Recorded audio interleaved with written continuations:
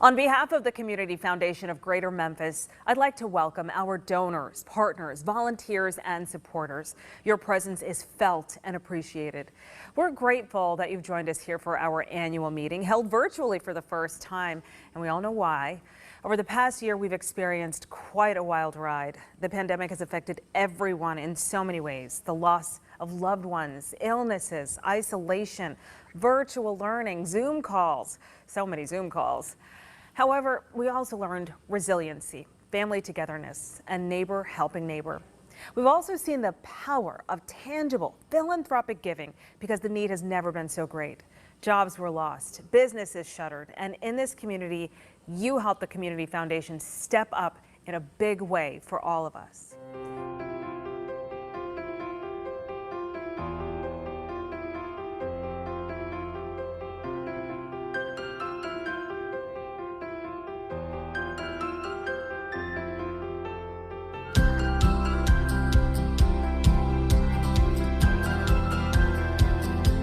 Lemoyne-Owen College is the beneficiary of a $40 million endowment at the Community Foundation of Greater Memphis. Not only Scott, ex-wife of Amazon's founder, is pledging $4 billion to 384 charities. We've confirmed that $8 million of that money will be going to the Community Foundation of Greater Memphis, the only Memphis-based charity on Scott's list. A lot of people have been struggling during this pandemic, most notably hospitality workers. Relief is coming, though.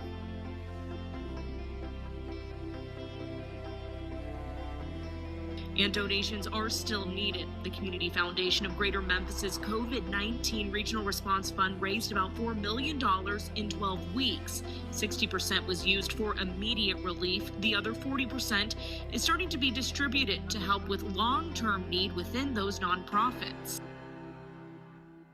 As an anchor for WMC, obviously, I'm keenly aware that the headlines are not always positive like that. However, it's extremely gratifying to serve as a volunteer committee member for an organization that infuses positive news into the community through its hard work and helping hand of support for all. And each of you have your reasons for giving of your resources, time, guidance, and support. Thanks to you, the Community Foundation can continue to serve and help the greater Memphis area continue to grow and flourish. So tonight is really all about you. Now, with details about this year, the work, and how Memphis, despite COVID, has maintained its crown of being among the top giving communities in the nation, here is Community Foundation of Greater Memphis President Bob Faulkner.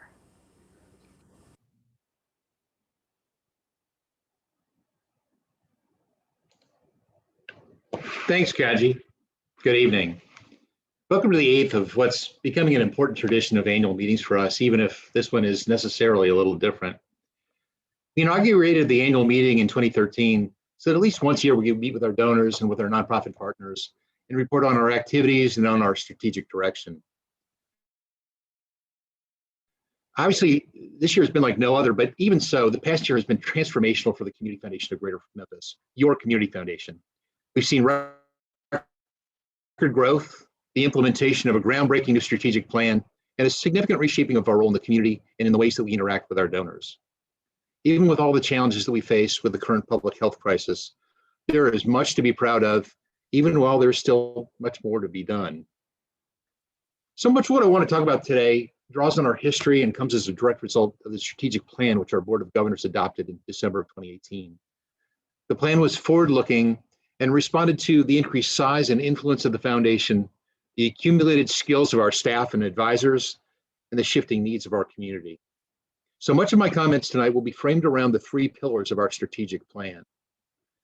They are executing for our donors, expanding our donor base, and elevating our community. I'll touch on all three of these. We've also put together some very special video presentations for you on each one of them. The foundation was created in 1969 to empower, grow, and facilitate charitable giving for individuals, families, and organizations throughout our community. As a result, since day one, our mission has been to make gifting and granting easier, more robust, and better informed. So executing for our donors has always been our most basic mission. And whatever else we do to have a greater impact on this community, it will never be at the expense of serving our donors. expertly handling their transactions and helping them meet their philanthropic goals. All of that starts with receiving gifts from our donors and managing their grant transactions. So for our fiscal year just ended April 30th, we wrote more than 7,000 grants totaling almost $159 million. That marks the 7th straight year in which our grants exceeded $100 million. Only a few community foundations in the country can say that. Now, getting behind those grant numbers a little bit for a minute, we saw overall activity even stronger than that of past years. Those 7,000 grants were made to more than 2,000 individual agencies, and 724 of our funds made grants last year. All 3 of those numbers are records. Now, from the beginning, more than 75% of our grants have stayed in our immediate area, but this year, in fact, that number is in excess of 84%. That's the highest percentage ever, I think, and I think that it shows how much we were focused on helping our own community in the midst of a global pandemic. Now, looking even deeper at where those grants were going, I think it further illustrates that point. You know, for the past decade, the largest sector to receive grants from us has been education, as so many of our donors sought to help reinvent K-12 education in Shelby County. But in this year of pandemic, grants for human services eclipsed funding even to education, 34% to 25%. You know, that just represents a huge amount of dollars going to places like the Mid-South Food Bank and MIFA and so many others that were on the front lines serving those in need as a result of the COVID-19 pandemic. You know, in its own way, I really find that comforting too, that our donors see a problem and they rush to do whatever they can to help. An important component of executing for our donors is offering competitive investment alternatives that allow our donors to grow, allow the funds to grow while remaining appropriately protected. Over the past 2 years, we've launched a new menu of passive investment alternatives, including indexed fixed income, equity, and balanced options. These new pools offer direct market returns at lower costs. Meanwhile, our investment committee continues to adjust the composition of our actively managed funds to respond to ever-changing market conditions. Most recently, the committee eliminated alternative and hedged equity exposures from the balanced active pool. These positions, while intended to provide some diversification and safety in volatile markets, they've actually been a constant drag on returns since the recession in 2008. Recent returns have actually borne this out, thankfully. For the trailing 12 months ended March 31, returns in the balanced active pool have actually beaten its benchmark index significantly by more than 2% after several years of consistently lagging. If you want more information, a complete rundown on all of our investment options, as well as historical returns on all the funds, are available on our website at cfgm.org. You can also find there the video recording of our investment briefing with Herbert Taylor, our investment consultant. It was recorded just a couple weeks ago. That covers a lot of these things in pretty good detail. A key part of our current strategic plan has been to develop a suite of philanthropic tools for our donors and their families to encourage intentional strategic giving. Both Caroline Kubler, our Director of Development, and Amy Beth Dudley, our Director of Donor Services, have been working with 2164, a national specialist which provides multi-generational advising, facilitation, and training for next generation engagement. Both our fall and spring event series included uniquely crafted interactive sessions designed to make donors think about communicating their values to their children and grandchildren and connecting those values to active grant making. I promise you can stay tuned for more such programming, and please let Caroline and Amy Beth know if there's any special services that would help you and your family be more strategic about your giving. Again, all of these activities are designed to deliver to our donors the most powerful and effective portfolio of services to make their giving as meaningful as possible.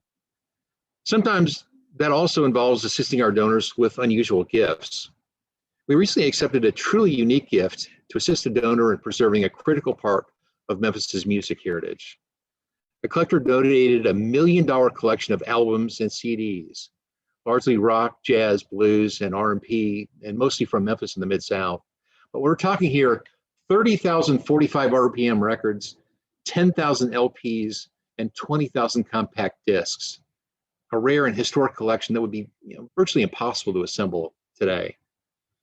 The Memphis Music Archives, led by a group of local music professionals, is using a project fund of the Community Foundation to accept donations like that and to create a listening lab and library at Crosstown Concourse that will debut later in 2021. Take a look.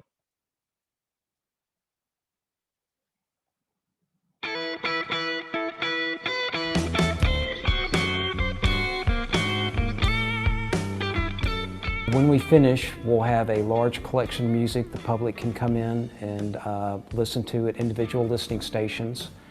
We'll also have a sound room equipped with some really high-end audio gear. We'll be offering a more curated listening experience there where you can come in and hear things.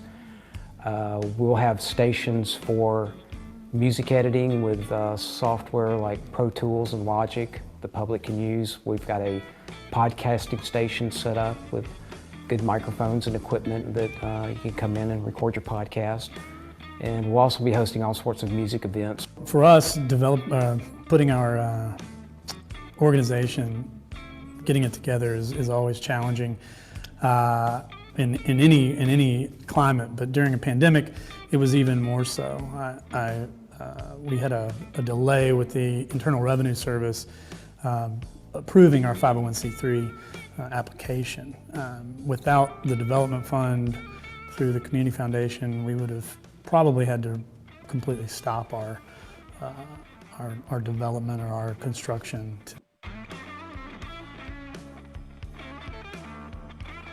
Just being able to have a group that we can lean on, especially considering the challenges that we're facing during the pandemic, especially. It was a super important group of people ready to lend us a hand and get us resources that we needed in a pretty challenging time.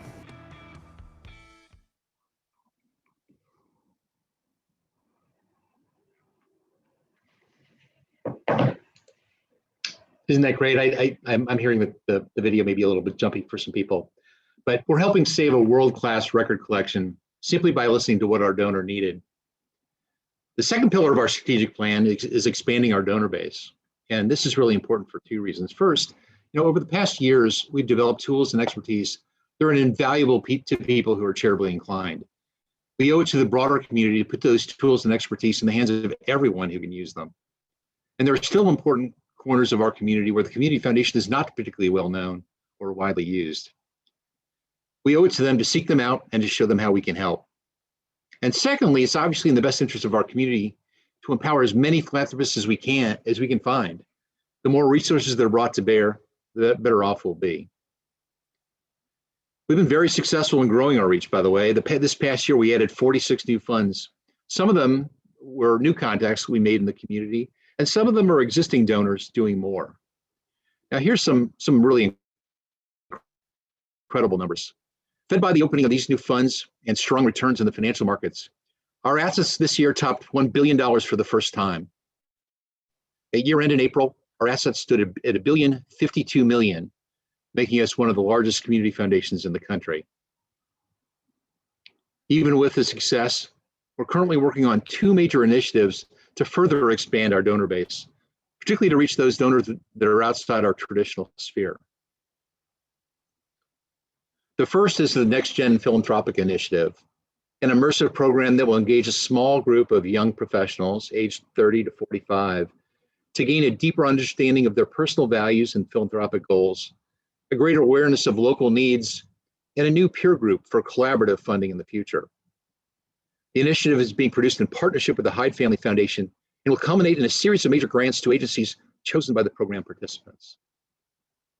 Secondly, our strategic plan recognizes that the foundation has yet to make significant inroads into the African American community in the Mid-South, which obviously represents more than half of our population. We've been partnering over the last several months with Kevin Dean, the CEO of Momentum Nonprofit Partners. Kevin just completed his doctorate at Vanderbilt, and for his capstone project, he chose to take a deep dive into the needs and desires of African American donors to understand what, if any, hurdles are in place that keep them from taking advantage of the Community Foundation.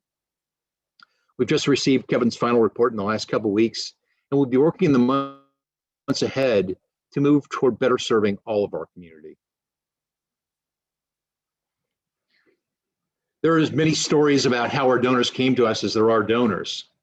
Pooja and Kush Shah, who respectively serve on our board and on our Strengthening Nonprofits Committee, got involved with the Community Foundation through Give 365. I think you'll find their story of increasing community engagement and involvement with the Community Foundation inspiring.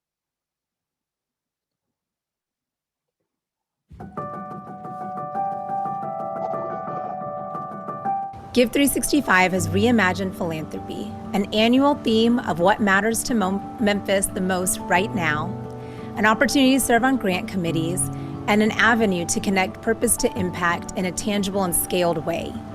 Through Give 365, we know that we can make a greater difference than we could do on our own. Give 365 gave us a 360 view on philanthropy and exposed us to the goodness of the Community Foundation.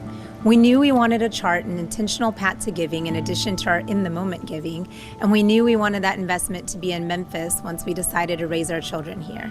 The Community Foundation of Greater Memphis is vital to our community because it helps connect philanthropists like ourselves with the nonprofits in our amazing city. Without the Community Foundation of Greater Memphis, we wouldn't have a change maker that considers the biases and helps us push the boundaries of what's possible in Memphis. We were honored to receive an award from the AFP as emerging philanthropists, but to be honest with you, that is not the reason that we give. The Community Foundation helped us deepen our knowledge base and formalize a strategic plan to giving. Through the Community Foundation, we realized a fund doesn't have to be just a financial transaction. It can actually make a transformational difference over time. Without the Community Foundation of Greater Memphis, we wouldn't have an organization that helps us push the boundaries and make changes in our city. The definition of giving has changed. It's a much more connected and engaged process. With the Community Foundation, you can give $1 a day or open a fund, and you'll be on your way to writing your own giving story.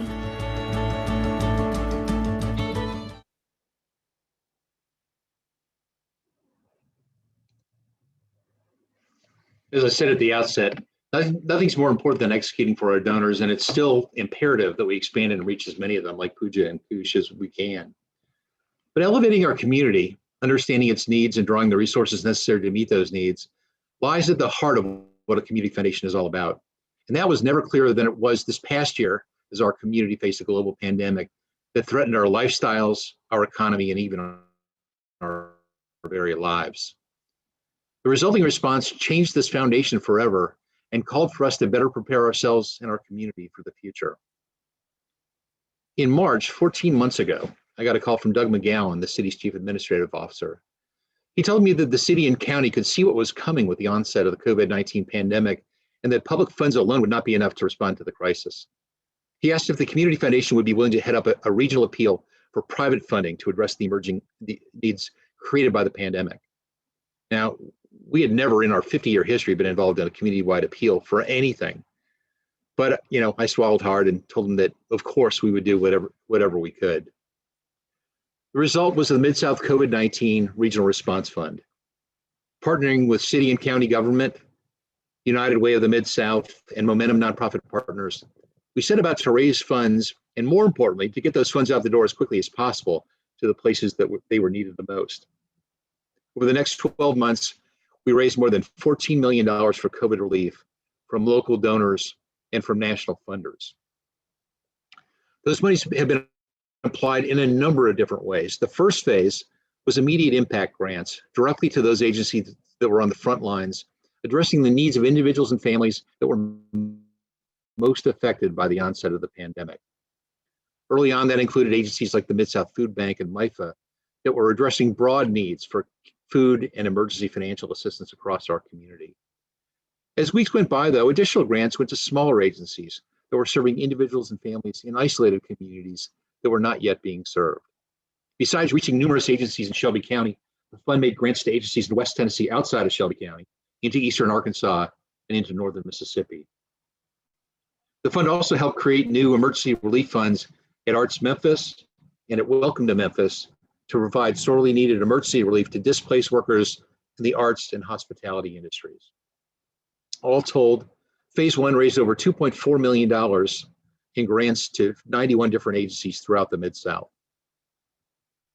Phase two was designed to help safety net agencies recover from the financial and operational shocks of the pandemic and prepare themselves to be more resilient so that they may better survive both the persistent effects of the pandemic and any other shocks or disruptions that may occur in the future.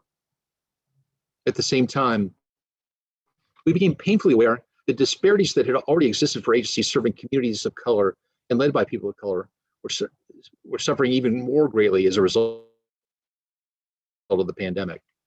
As a result, our Phase 2 funding gave priority to agencies led by people of color. In Phase 2, we funded direct operating support for a number of area agencies. We funded 658 hotspots to connect Shelby County school students with their virtual classrooms. And we sponsored learning groups so affected agencies could address their fundraising, human resources, and risk management issues. The fundraising cohort, by the way, was reserved for agencies led by people of color, recognizing that those agencies have historically faced unique challenges in seeking funding, particularly from institutional philanthropy. All told, Phase 2 funded almost $2.5 million to 78 organizations. Then at the end of the year, as COVID-19 cases started to spike back up again, forcing the health department to place tighter restrictions on area restaurants, we launched the Pay It Forward campaign to support local restaurant and service industry workers affected by the new restrictions. That effort, led by Reginald and Erica Coopwood, raised almost $475 million in just 6 weeks for critical relief efforts to those workers most immediately impacted. Again, there's a lot more detail on all this critical work on our website at cfgm.org/COVID. But our work still wasn't done. Our earlier experience from the fund drew important national gifts from Facebook and from Mackenzie Scott and from others. That provided us with the resources to continue our recovery and resiliency work through 2021. Already, we funded mortgage relief for homeowners, emergency grants to restaurants and other small businesses, and $1.7 million in additional operating support for small agencies with budgets under $1 million. Looking ahead, we expect to have another round of operating grants to agencies. We're working to form a community-wide collaborative that will address mental health issues, including both those arising from the pandemic and even pre-existing ones. All told, Phase 3 will invest more than $9.1 million in these efforts. So as you can see, there's still plenty more to do. It's also worth pointing out that the Community Foundation's own funds went into the Regional Response Fund as well. We suspended our traditional capacity building grant round and plowed that funding into the support of agencies on the front lines of COVID relief. The Community Foundation's grant committees, too, also have been involved. Our Strengthening Nonprofits Committee, the group that manages our capacity building grants, reviewed all of the grant proposals for the 2 COVID operating grant rounds. We're also tapping the wisdom and expertise of our Grants and Initiatives Committee to help us design the new critical mental health collaborative. Given the current situation, that would be enough. But I'm proud to say that our other efforts to elevate the community have lost no ground. Give 365 remains as strong as ever, introducing emerging philanthropists to community work. Right now, there are 325 members, and the Give 365 endowment now stands at $765,000. This year, the grant pool was $63,300. The grant theme chosen by the members was Equity Through Access, projects and programs that increase access and or elevate the quality of life for communities of color. We received 65 proposals addressing that theme, and that's a record. 15 finalists pitched their ideas at an energetic, fast-moving virtual finalist event held on April 13th. The members then voted online, and it's my privilege to announce the 8 grantees that were voted this year to receive Give 365 funding. And they are Casa Luz, Choices, the Memphis Center for Reproductive Health, Creative Aging, Code Crew, Just City, Landmark Training Development Company, Man Up Teacher Fellowship, and the Memphis Library Foundation. It's a great group. Includes, I assume for most of us, a lot of familiar names and probably some new ones as well. Congratulations to the successful grantees, and a very special thank you to all the members of Give 365 who put in so much time and effort for our community every year.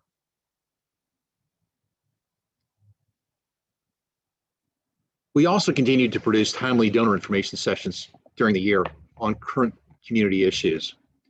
Last fall, we hosted a session around producing and retaining more Black college graduates in our community as an extension to the $40 million endowment that we created last summer to benefit Lemoyne-Owen College. This last March, we shined a light on the arts community, which has been hit hard by the pandemic, shuttering performance venues and slashing revenues in one of our region's most iconic sectors. And finally, there's livegivemidsouth.org, our comprehensive community information system, which continues to grow. We now have 454 area nonprofit profiles published on the system. All this work, particularly that of the Mid-South COVID-19 Regional Response Fund, has been critical to our community. It has shown us what we as a community and we as a community foundation are capable of.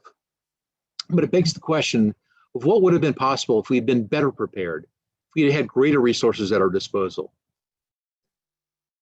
And that leads us to what I really want to talk about.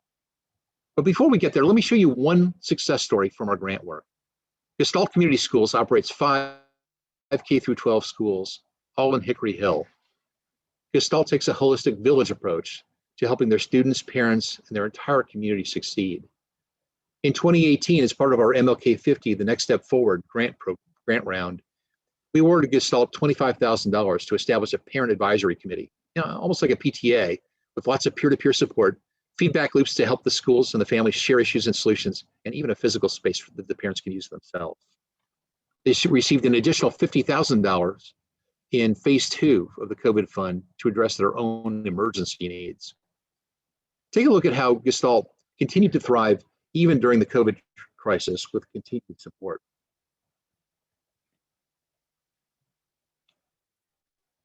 During the pandemic, it was very different. A lot of the students as well as parents felt like they were closed in. They didn't have a voice, didn't know what to do. It was very important that we engage with the parents so that they knew that we were here for them, even though they were in a virtual environment. We were so pleased to receive Mid-South COVID Relief Fund. It really was an investment into our Parent Advisory Council, elevating parent voice and giving support to our parents during the pandemic. I am not only the Advisory Council President, I'm also a parent. So I have both roles that I have to look at. So on the inside, I'm looking at what they're doing from the inside, but I see the impact from the outside as a parent.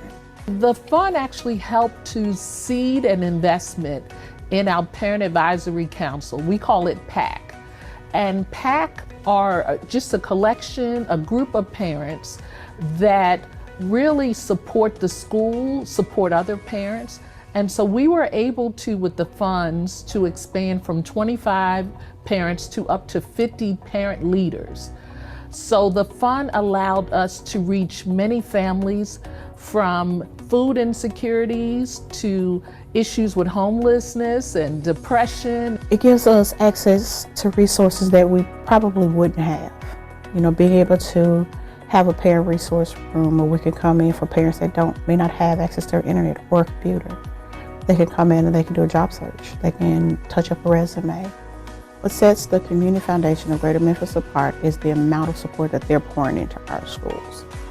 Our parents are getting to see firsthand how much they care about what happens and how much they care about our kids and making sure they have the best resources.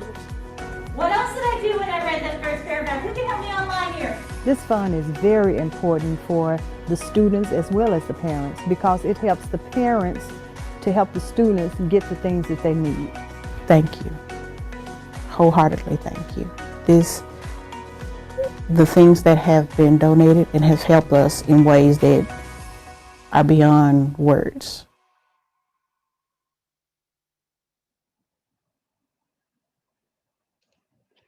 Yeah, I'm sorry if the video is a little jumpy. It hasn't been happening all day. But anyway, we're lucky that we live in such a generous community. Mid-Southerners, almost like anyone else, have continually shown that they are the most generous people on the planet, particularly when it comes to taking care of our neighbors in need. We write checks, we take up collections, we cook meals, we take in family members, all to help and protect and sustain our neighbors. We showed that in a big way with the Mid-South COVID-19 Regional Response Fund. In just a few months, we raised $5 million from our friends and neighbors to support our friends and neighbors. That success ultimately drew the attention of national funders, producing total resources for the Regional Response Fund of more than $14 million. But I didn't know that when we started. And when I got that initial call 14 months ago, we were truly starting from scratch. We had no existing resources on which to draw. We started at zero. What if we had a significant community endowment that was created to benefit our community now and perpetually in the future? In times of crisis like the COVID-19 pandemic, we could start with readily available community resources to immediately address our needs. Maybe even more importantly, in good times, without any imminent crisis, we would have the resources to make our community even better. We could continue to build our schools, sustain our arts community, improve our physical and mental health outcomes. We could do anything. Our community is blessed to have a few major institutional funders, private and corporate foundations, that have greatly improved the quality of life in our community. But their investments are directed to where their interests lie. They care about the community, to be sure, but their grant making is intentionally directed to their own interests. Most of the time, their interests are in line with the community's, but even their millions can't adequately address all the needs of our community. And we don't get a say, unfortunately, in what they fund and what gets left out. My predecessor, Gid Smith, created the Community Partnership Fund more than 25 years ago here to give the community a chance to have a say in its own future. He asked our donors to give just a portion of what they earned on their foundation funds each year and create a grant pool that could be invested in projects that would support and improve our community and projects that we chose ourselves. Over that time, over the last 25 years, we've invested more than $11.4 million in critical community-based and community-informed grant making. We've invested in small neighborhood grants, things like funding fledgling community newsletters, cleaning up vacant lots, and enhancing the look and safety of neighborhoods. We provided startup capital for new agencies that addressed emerging community issues, like the RISE Foundation and the Women's Foundation for a Greater Memphis, both founded under our roof. Later on, we addressed bigger issues, like the rampant growth of payday lending in our community, and most recently with our Beyond the Classroom initiative, the need for quality after-school and summer programming for K-12 students in the Shelby County schools. From the beginning, all these decisions for this grant making were made by grant committees drawn from all corners of our community. The individuals who serve on these committees, people like Kanji Anthony and Kush Shah, are regular people who know what's really going on in our streets. They're not professional grant makers. They're smart, sensitive, experienced people with common sense and, most importantly, a heart for building a better Mid-South. The challenge has been that our grant committees have only ever had limited resources. The funds they spend each year are contributed annually by our donors. There's no permanent funding source that supports and sustains this work, and it certainly isn't growing. As a result, volunteers have never had more than a few $100,000 to invest in any given year. That's small enough as it is, and it's hard to solve any problem in a place as large and complex as Memphis, with even as much as $1 million a year. And then what happens when there is a real crisis? More than 2 years ago, our Board of Governors resolved to change that. They proposed to create a new community endowment that seeks to meet the emergent needs and enhance the responsive assets of our community. It would do this by becoming a permanent source of resources that each year would produce capital for community investment. Again, in good times, it would fund projects and programs that will enhance our lives. And someday down the road, those of our children and even our grandchildren. In times of crisis, it can sustain and maybe even save lives, as the COVID-19 Regional Response Fund surely did. This will be our fund for our future. That's why we're calling it the Forever Funds. We build it, we will grow it, and together we will decide where it is invested, and it will sustain and improve our community forever. It will be ultimately up to all of us to pitch in. I know most of us don't have a lot to pitch in, but we all have something. Helping us build and grow the Forever Funds is the only way to invest in the future of Memphis in the Mid-South. We don't want to draw any funding away from other worthy causes out there, but we need to begin to build this community endowment now to ensure our future and that of our families now and forever. Other cities have already done this, places like Atlanta and Birmingham and Charlotte. Now it's our turn. We need to begin today to build our community endowment. After all, We're blessed with a unique heritage of music and food and people that surely makes us all as good as any of them. Now we just have to resolve to join them. So as I conclude my remarks tonight, I ask you to join us and help us secure our future forever.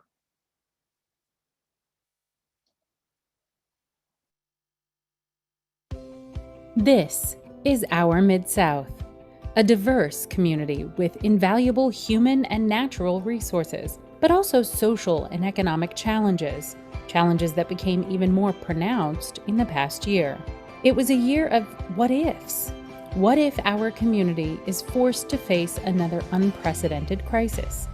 What if we could plan for the next opportunity? What if we could build for the next 50 years and beyond? Now more than ever, we know we must be prepared to support our neighbors in need. And looking ahead to better times, we must have the resources to invest to make our community even better. Today, tomorrow, forever. That's why the Community Foundation of Greater Memphis has launched the Forever Funds, a way we can help create solutions that equitably address our community's unique and diverse needs. How? Through grant making that values impact, accountability, inclusion, and partnership and collaboration. And by the launch of a community endowment that will serve as a permanent source of funds, generating grant dollars every year to support Memphis and the Mid-South. Building the region that we want will take all of us. We are committed to listening to the whole community and making investments driven by diverse voices. We decide together, which is how we know we'll be successful for a lifetime and beyond. With your support, Forever starts today.